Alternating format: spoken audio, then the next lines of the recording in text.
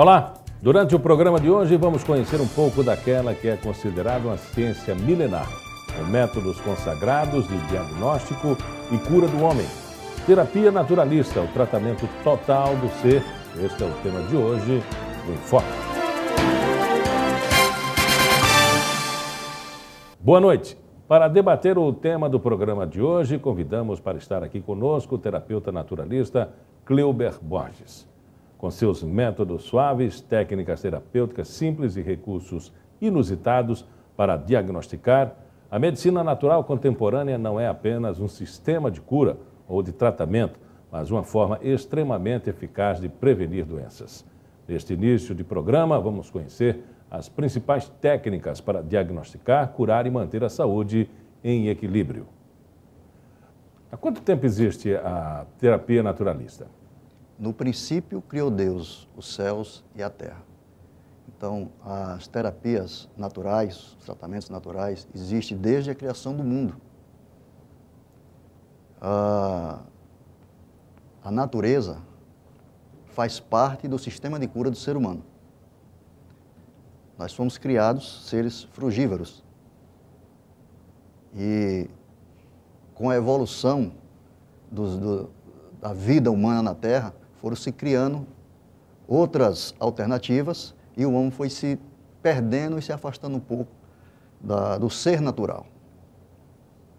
Então, as terapias alternativas ou as terapias naturais é o método de cura mais antigo.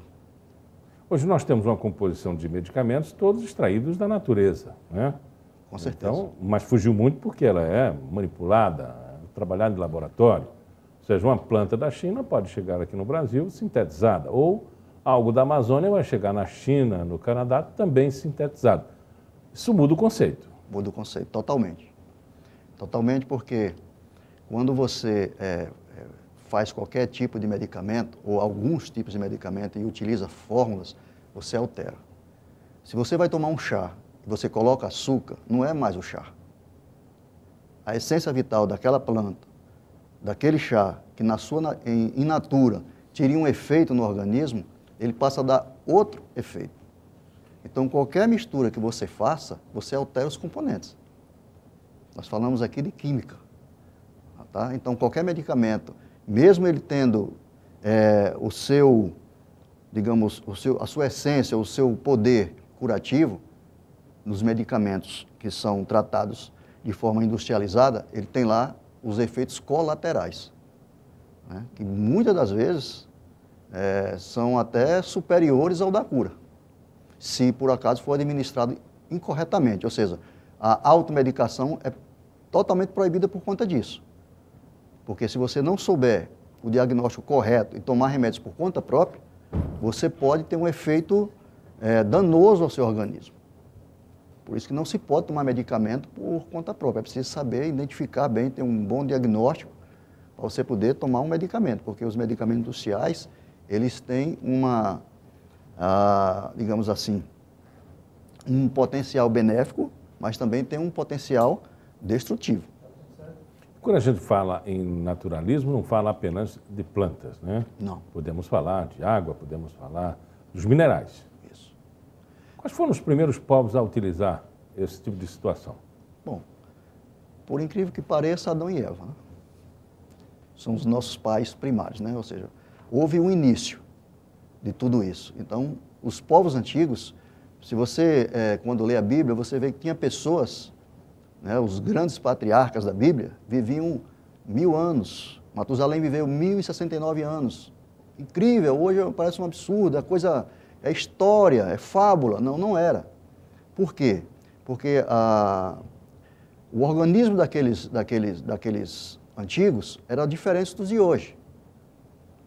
Eles não tinham fogo, eles não comiam nada cozido, nada fervido, era tudo cru in natura.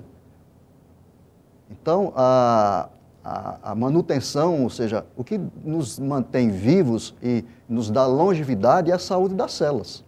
Então, eles não tinham praticamente nenhum alimento oxidante.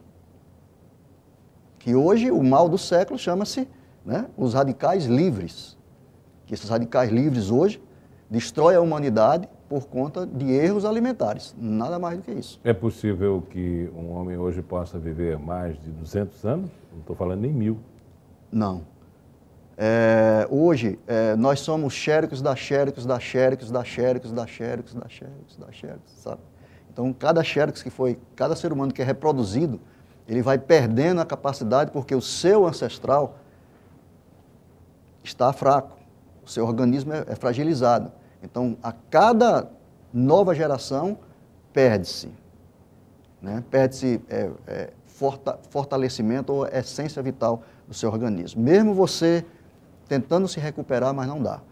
Mas você pode muito bem chegar a 110 anos, 120, com uma saúde boa.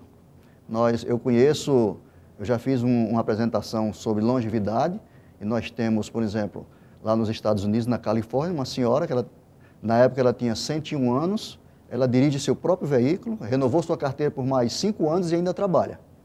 Temos médicos que são naturalistas, com 92 anos e são cirurgiões de cirurgias complicadíssimas. E em pleno vigor físico, em plena saúde. Qual é a diferença dessas pessoas com longevidade de nós? Fé em Deus, uma alimentação totalmente natural, isenta de carne, e descanso e exercício apropriado. Não existe nada que você faça ao acaso que vai dar um resultado promissor. Você falou em alimentos oxidantes. Explique melhor. O alimento oxidante é todo alimento que passa por um processo de cozimento. Tá? Ou seja, todo alimento cozido, ele tem o seu grau maior ou menor de oxidação. O que é mais prejudicial para o ser humano é a tal da comida requentada. Você faz uma comida hoje, ela já sofreu um processo oxidativo. Você guarda ele, no dia seguinte você requenta ele para comer. Você está oxidando o seu organismo. E essa oxidação acidifica o sangue. E o sangue ácido é o campo fértil para toda e qualquer infecção, inclusive o câncer. Essas pessoas não comem alimentos cozidos? A essas que você se referiu agora há pouco? Comem, mas num grau, em processo bem menor. Ou seja, 70% da sua alimentação é crua. São frutas, são vegetais, são hortaliças, que essa é a base da nossa alimentação. Por quê? Porque são alimentos alcalinos. Tá? Ou seja, ele alcaliniza o sangue. Você vê, por exemplo, um cavalo. Ele só come pasto, só come capim. No entanto, ele tem uma força fenomenal, né? Você vê um touro, né? Todos esses animais que são herbívoros, que comem alimentos vivos, digamos assim, eles têm uma saúde surpreendente, tá certo? Você vê, por exemplo, os carnívoros, eles têm uma expectativa de vida muito curta, porque eles se alimentam de carne crua com sangue. Então, ele tem uma expectativa de vida curta e não tem resistência. Qual é a diferença orgânica de um herbívoro para o ser humano que come carne? É muito grande, a diferença é muito grande. Tá? Porque a carne, no seu processo, ela tem uma substância chamada cadaverina, né? Que é o processo que passa todo cadáver, né? Ele putrefa, ele se torna venenoso. Então, se a pessoa que se alimenta de carne, ela não tiver um sistema digestivo muito bom, ela vai ter problemas sérios num curto espaço de tempo. Então, a fruta, ela não... Só para você ter uma ideia, câncer só dá em animal carnívoro. É raro um animal herbívoro ter câncer. Então, nós temos aí um ponto a ser observado, tá certo? Deus, quando Ele foi dizer qual era a alimentação dos nossos primeiros pais, Ele disse, de toda árvore que tiver no jardim, você pode comer de todas. mas da árvore do conhecimento do bem e do mal, no dia que você comer dela, você morrerá. O conhecimento do bem e do mal é aquilo que eu manipulo. Eu tenho conhecimento para manipular. Então eu acho que é bom, é gostoso. Eu pego uma coisa horrível e boto ela com um sabor que o camarada vai para o espaço só de provar. Mas dentro do organismo aquilo é uma bomba, né? Mas ela desce por conta de um tempero que eu coloco para enganar as minhas papilas gustativas, que ficam na língua, onde ela identifica quais são os alimentos, se é doce, se é azedo, se é amargo. Se uma comida é ruim e você coloca na boca, a tendência sua é jogar fora. Mas como você manipula, você coloca o tempero, a pessoa prova, gostoso, mas não é gostoso, é o tempero. Mas o alimento em si, ele é amargo, mas ele vai junto, tá certo? Esse é um dos problemas. Adão e Eva têm um pecado da maçã. Sim. E nós temos que pecado? Somos herdeiros, nós herdamos isso, né? Essa fragilidade do ser humano, né? A cobiça, né? A cobiça é o centro do pecado. Você vê cobiça, eu quero, e vai e faz. Às vezes não pensa na consequência. É o que aconteceu, né? Mas se a comida ela faz mal, por que nós comemos? Não, ela não faz mal. Ela Carne. faz bem. O que acontece é que nós fazemos da forma errada.